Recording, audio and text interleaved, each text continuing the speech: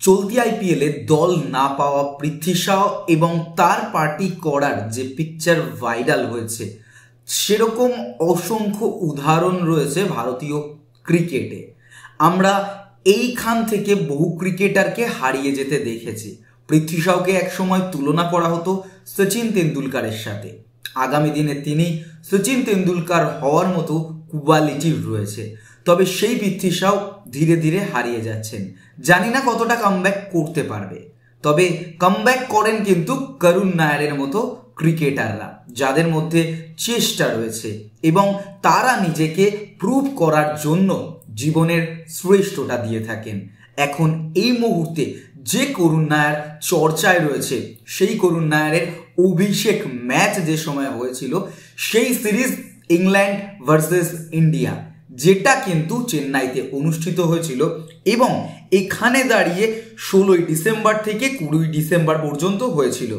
Bharat 759 run 7 উইকেটে declare করে দেয়। কেএল রাহুল 199 রান করেন। ইংল্যান্ড 477 এবং 207 রানের ইনিংস খেলেন। কিন্তু এখানে দাঁড়িয়ে করুণ নায়ার 303 রান করে প্লেয়ার অব দ্য ম্যাচ হয়েছিলেন।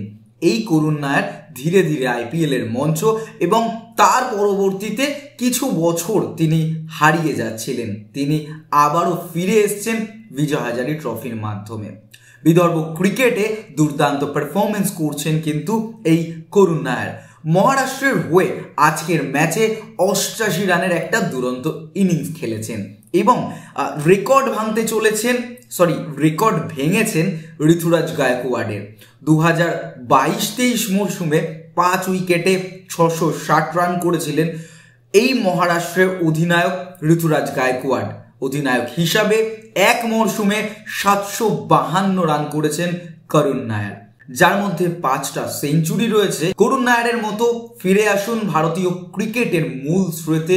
পৃথ্বী শাহের মতো আরও যে ক্রিকেটাররা হঠাৎ হারিয়ে যাচ্ছেন, তাদেরও কামব্যাক হোক স্বপ্নের একটা ফর্মে করুণ নায়ারের মতো।